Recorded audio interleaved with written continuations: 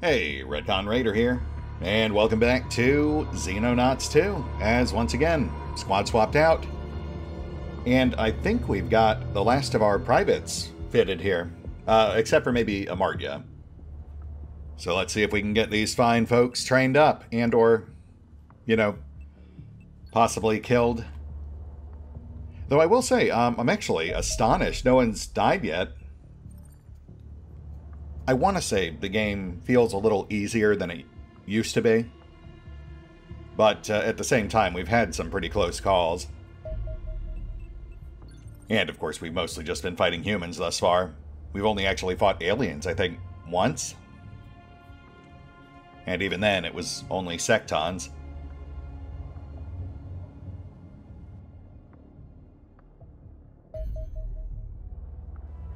Warden Combat Armor.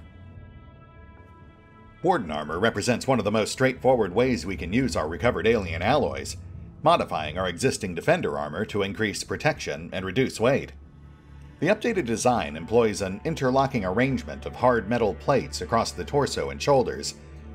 Although coated in only a small quantity of alloys, they can now easily withstand a close-range shot from any modern assault rifle. Beneath this lies a layer of Kevlar, protecting the wearer from fragmentation should any penetration occur.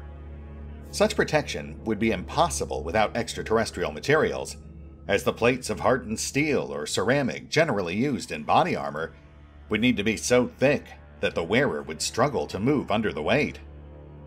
Warden armor is therefore the best protective garment we currently have available, and requires only a modest quantity of alien alloys to construct. However, it is a relatively simplistic concept that will no doubt be superseded once we have had sufficient time to fully familiarize ourselves with the remarkable properties of alien materials. This design is thus somewhat of a stopgap. It will help keep our soldiers alive while we develop superior armor that can truly utilize the capabilities of alien alloys, but you must carefully consider how much of our stockpile of precious alien materials should be used for this purpose. Duly noted. And let's go ahead and get alien magnetic weapons going.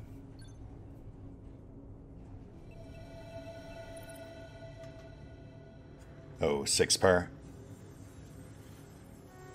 Let's do 4. Yeah.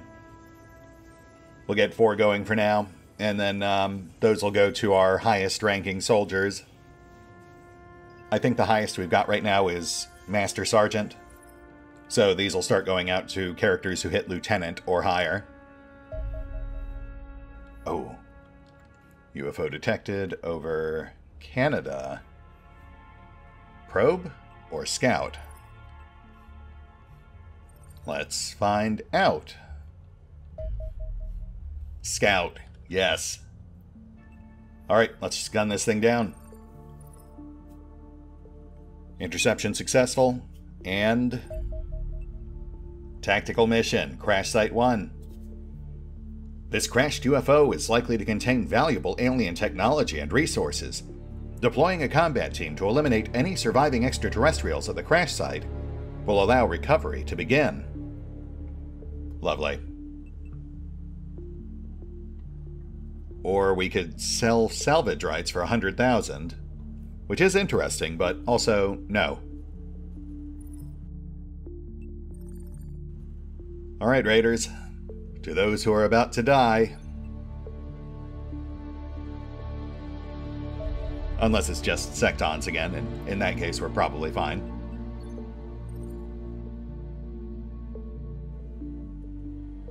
An alien spacecraft has crashed in this region. We must eliminate any surviving extraterrestrials so we can recover the wreckage for further study.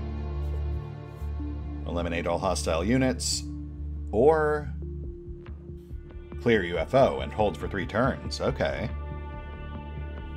As this vessel has crashed, the UFO and its contents may have suffered damage, and some aliens may have been killed on impact. We can but hope. No chatter from the peanut gallery this time, we're just in it. Looks like a Canadian lumber camp. That's a bit on the nose. And no initial contact, so let's push up. We have civvies on site. Let's hope they keep their heads down. Fortunately, they started us in a pretty ideal spot. We're bottom corner, so they can only approach us from 2 directions. I imagine the UFO is opposite corner. That would make sense. We're essentially setting up to split into 2 teams. One will push north, the other east. Not of course that we have proper compass directions here. I'm just assuming the Sky Ranger is essentially our compass needle. So it's all relative.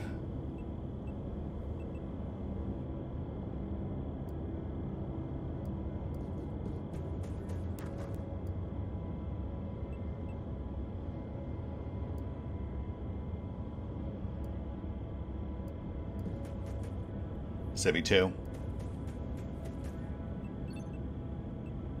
Sorry, just scanning and rescanning the maps every time someone moves.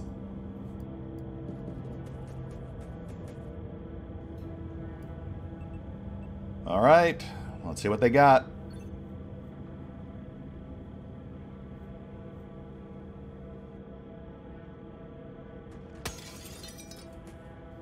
Wow, okay. No obvious signs of movement, no doors, no windows, no weapons fire. Oh, hello.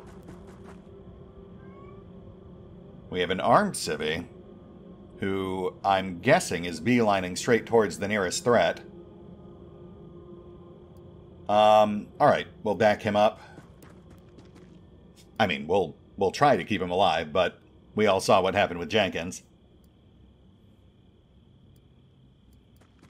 Windows create an unfortunate blind spot.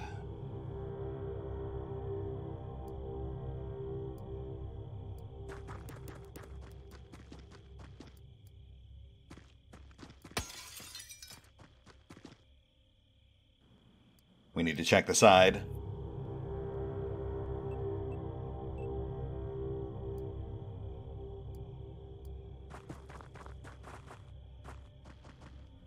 Side seems relatively clear. Now this guy. Oh. And we've got lizardmen lumbering around. My goodness, that guy's right on top of us. Oh, dare we go for a cap this early?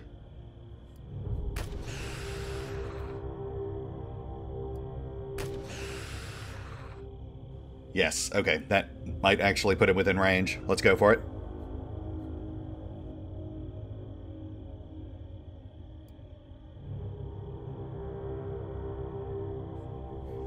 I will say, it does feel slightly cheaty to have the exact numbers over his head, but, I mean, there's no real in-between. It's either have their health displayed, or have no health display whatsoever. I kind of wish they had like a general condition monitor. Or just better visualization of how injured a target is.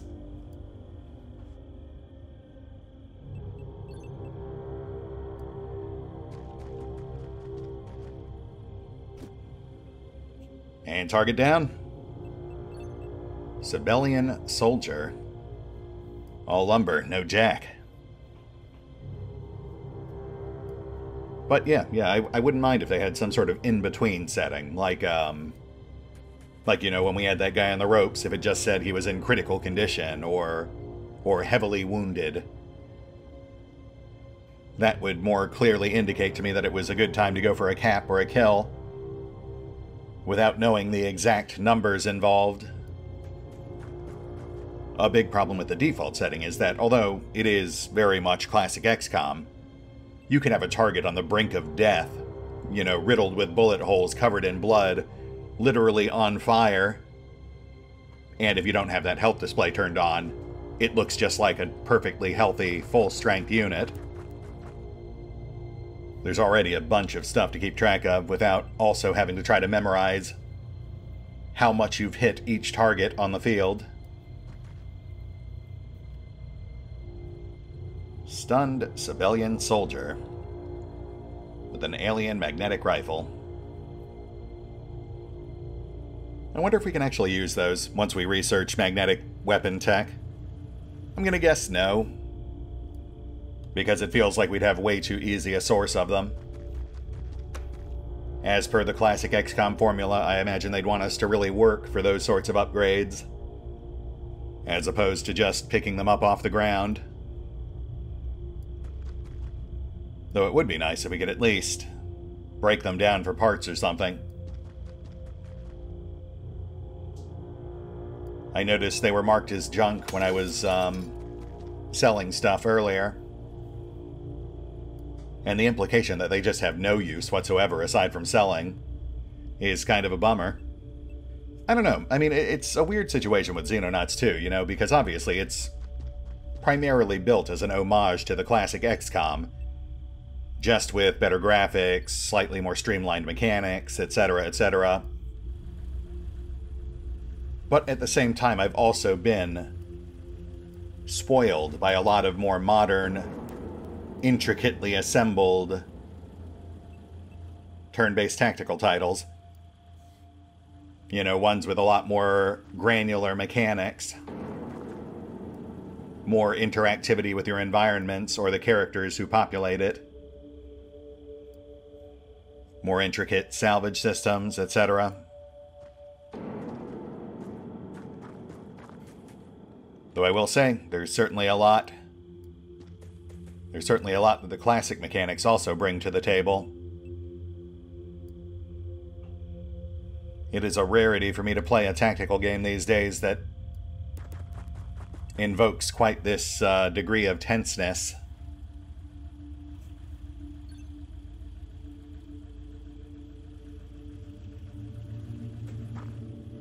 Target in sight. Oh, shit. Friendly fire. Someone just took a bullet in the back. Who was that? Okay, King's Rook inadvertently clipped Bowman. Though, I mean, can't really blame him. Nothing's a freaking half-ton lizard man. I would have been startled too. That's why I don't carry guns. Let's go for a cap.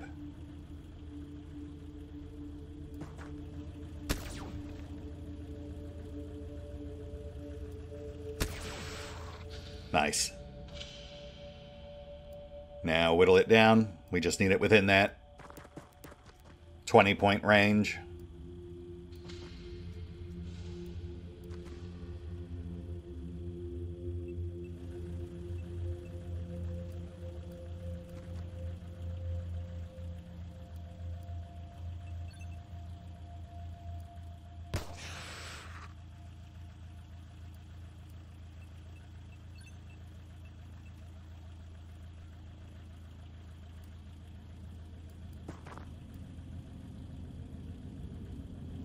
Bowman's fine. Heavy armor ate the brunt of it.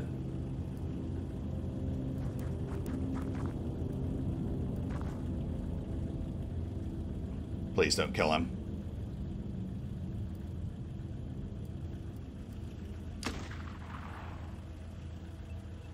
Nice. I mean, capping more than one is probably redundant, but it does make good sales fodder. Live caps do have a higher sell value than corpses. And I'm sure we'll have no shortage of actual corpses by the time this is done. Set up near door, but do not breach.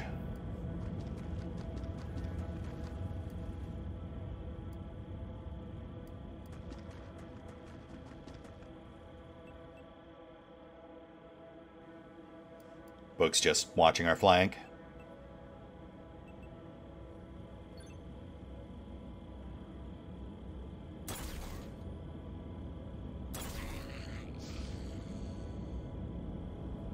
Multiple shots fired. Sounds like a civvy bit it. Oh boy, he's wrapping around to where Book is. That's not a great sign. That implies we've got trouble headed Book's way. We'll slide him back, get him under cover, but let's clear this yard real quick.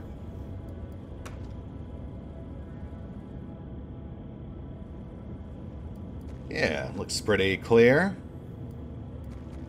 Just stacked lumber. That's pretty palatable.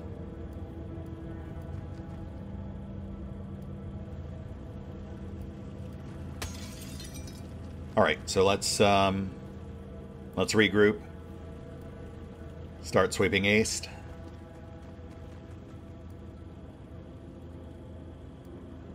Still operating under the assumption our crashed ship is opposite corner, so northeast.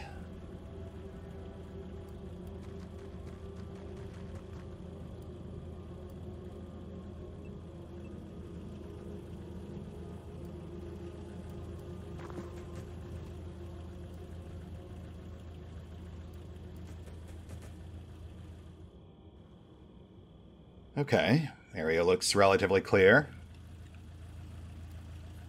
Not a lot in the way of cover, but we'll make do.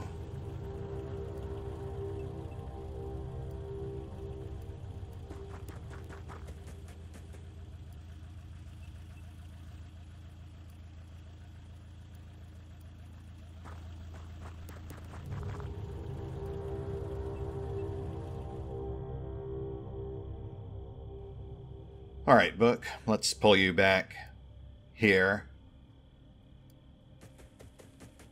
Just need him to keep eyes on this corridor.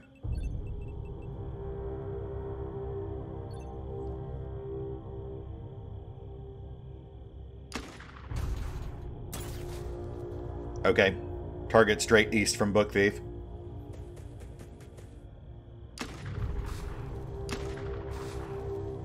Wow, that guy's really going at it. Kudos, buddy. Let's get in there before this guy steals all our thunder.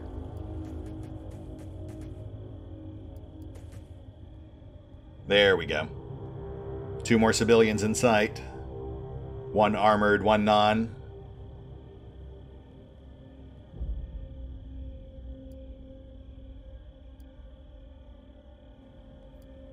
Yeah, not really reasonable to go for caps here. We'll just go for kills.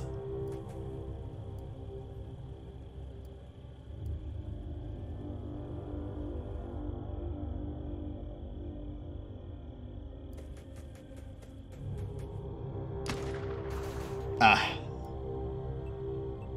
Alright, okay.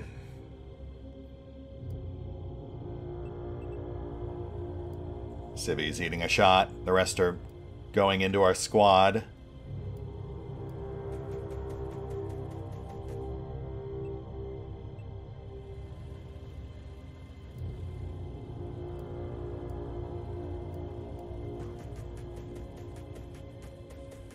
Oh yeah, there's our crashed ship.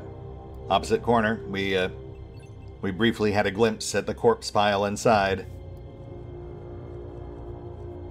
Honestly, given the angle these guys were coming from, I was starting to suspect that it might have actually crashed on center east side or southeast corner. But apparently not. Nice. Nice. Solid hit plus suppression. We might actually get a cap out of this yet.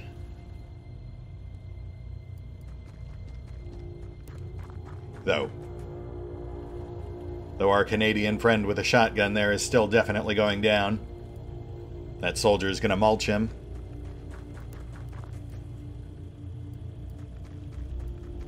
But such is the risk when you engage willfully in reptile-based combat.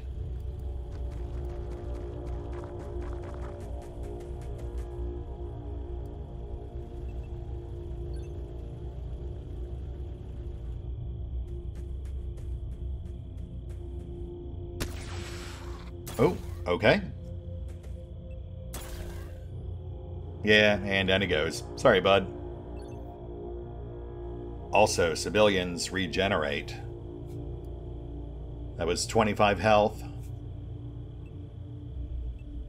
Hopefully they don't heal from stun.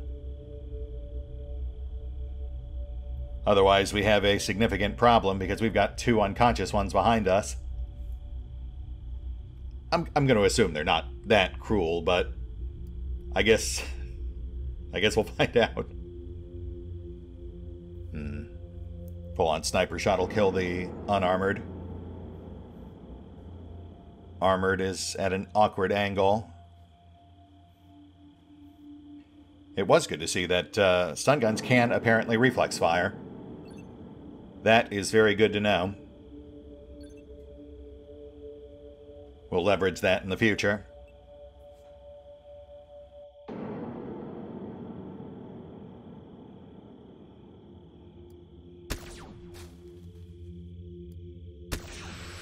There we go. Puts him at 30-ish stun. Pretty good chance of knockout.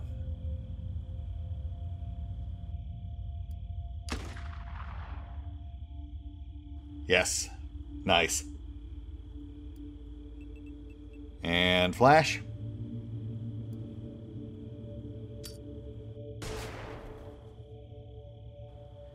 See, this guy I definitely want to cap because he has a different appearance.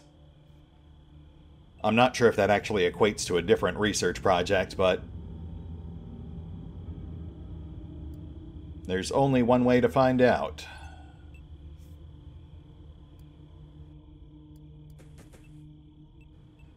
Though, now that I think about it, he might just end up eating reflex fire and biting it anyway. But if it happens, it happens. I'm not going to cry over it. Let's start pushing the UFO.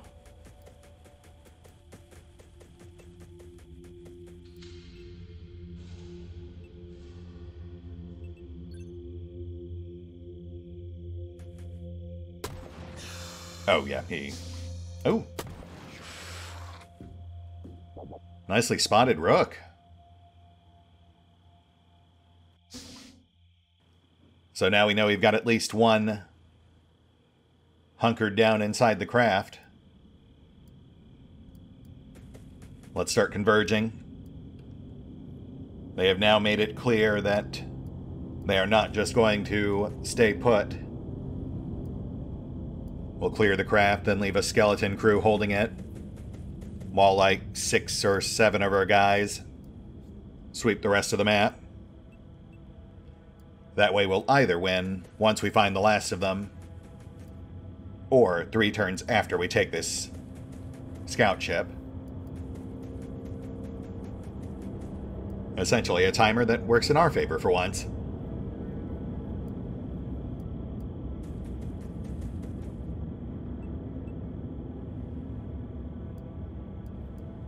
Alright, Book Thief, just keep eyes on.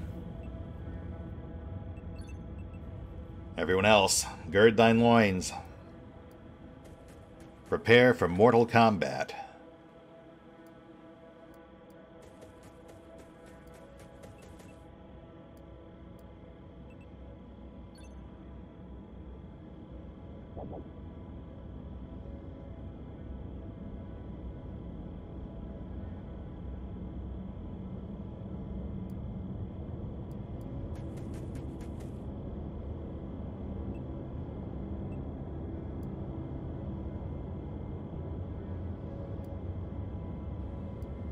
Set up for breach next round. Shields up front, shotties behind, rifles on flanks. Rook's not going to be much use once we're in close quarters. I do want to give all of our snipers stun guns, just haven't quite gotten there yet. Though I did just finish building a batch, so maybe I'll dole those out once we're done here. More cap options is not a bad thing.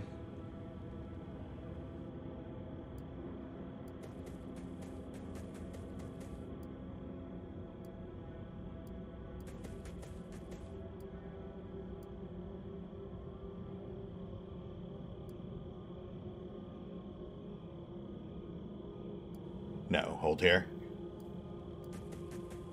Basically positioned to machine gun anyone who tries to rush us before we breach.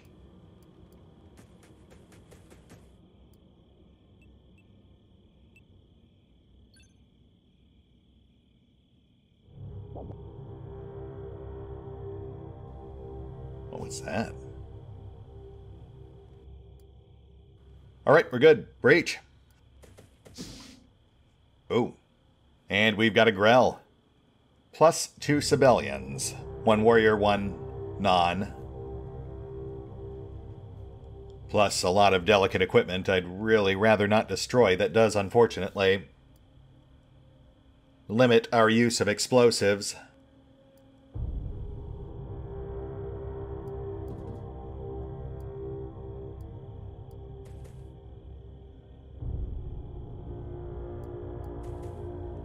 Alright, let's...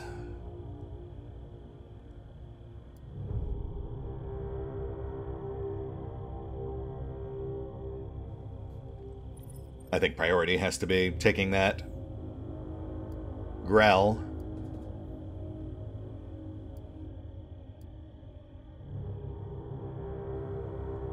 Still no good.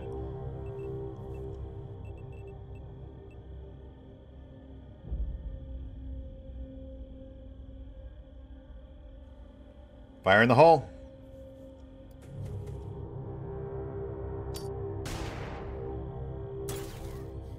Ooh, okay. Target suppressed, but that was risky. Apparently the other civilian still had AP banked. But we're good. We're good.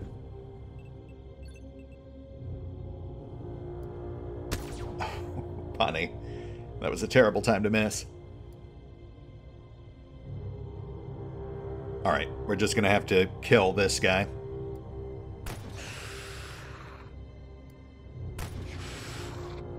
The Clouch with the double tap. You know what?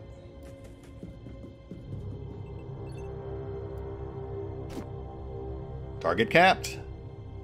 Thank you, Bowman.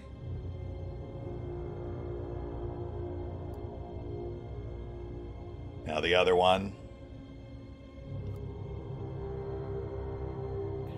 We have the Grell suppressed and hopefully locked on our shield. So let's get bold here.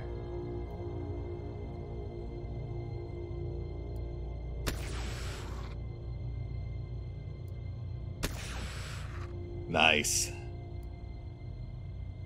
Well done, Eddie. That's a definite plus.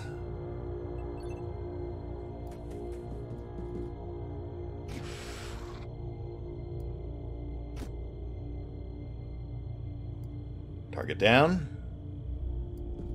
Take cover.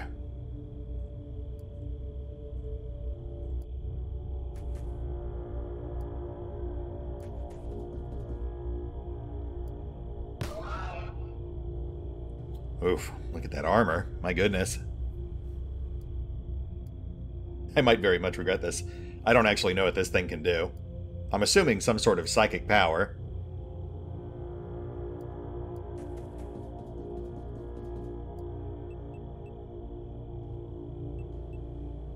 Alright, well. Fingers crossed. Good luck, guys. I believe in you. Oh! My goodness. All right there. Yeah, I'll bet you are. But hey, you lived. You lived. And that is pretty much a guaranteed Crimson Heart. Plus, mission accomplished. The Grell is...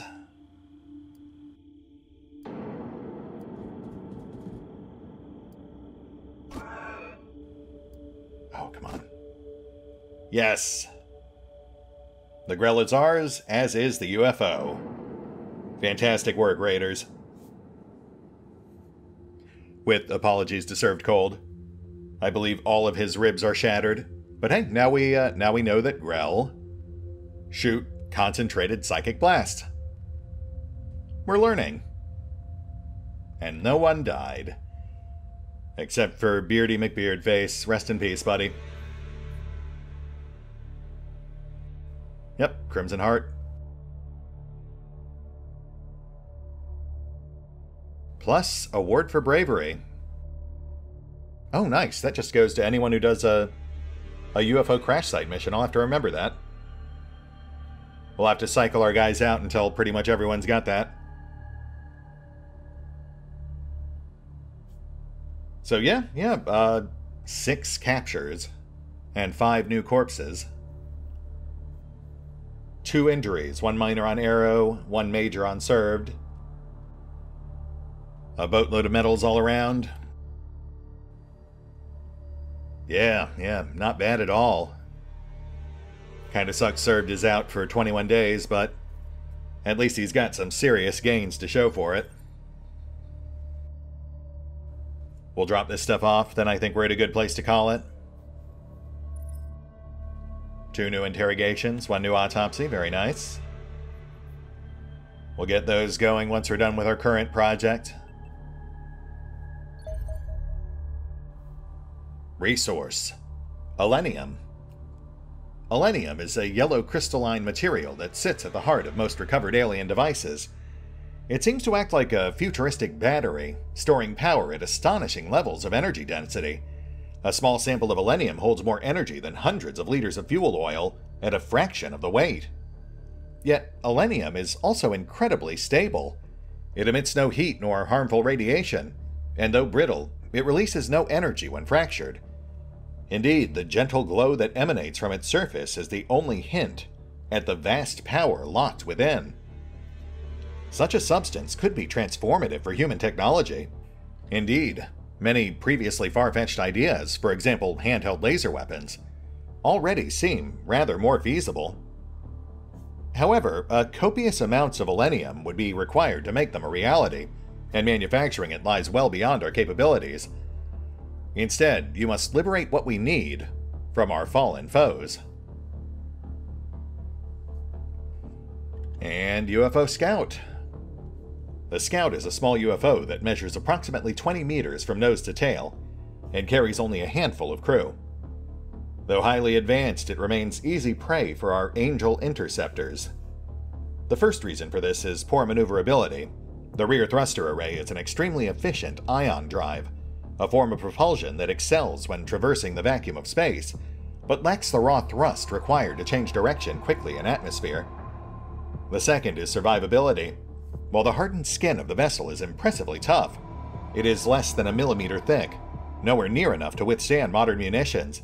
Indeed, one suspects this armor may be no more than a heat shield intended to protect the vessel during planetary approach. Additionally, while the energy weapon mounted on the Scout is reasonably effective, it does not appear designed specifically for combat. It is fitted with a variety of different beam emitters, few of which seem to have any obvious military application. Indeed, the real problem is such weapons tend to generate a powerful EMP effect when discharged into atmosphere. Humanity's most advanced fighter jets are thus worthless against alien vessels, with whole squadrons liable to simply fall from the sky with their electronics fried, should they even attempt to approach one.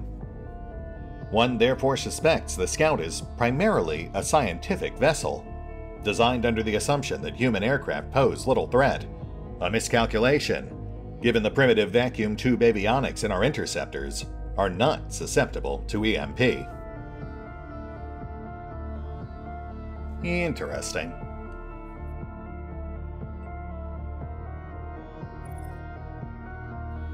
And yet more projects. Elenium power and quantum teleportation.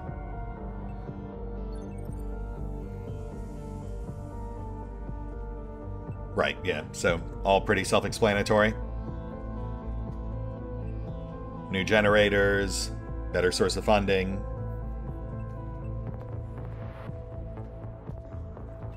Bonuses versus the various enemy types. And that, of course, will unlock an engineering project for yet more bonuses. Okay, yeah, very, very productive day. really pushed the envelope with Served, but thanks to him, we actually accomplished our secondary goal, which was capturing a new type of alien. I do find it interesting that they just kind of give us the research for ships, and for certain things like Elenium, we didn't actually have to research those. They were just given to us for free as soon as we encountered those various things. It just feels a bit counterintuitive for a retro classic XCOM-like, even if they are just, you know, fluff or stepping stone projects. But regardless, we'll hit the pause button for now. I'll take care of the usual off-screen bookkeeping, and we will pick up here next time. Things are definitely starting to heat up. See you then.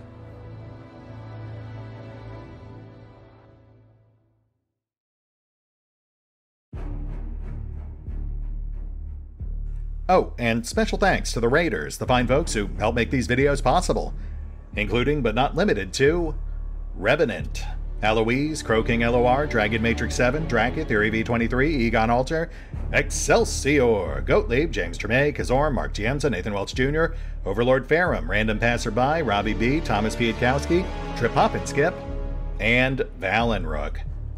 Thanks for your support, guys. That said, if you'd also like to help support the channel, then feel free to push the buttons that do the things. Trust me, it does make a difference.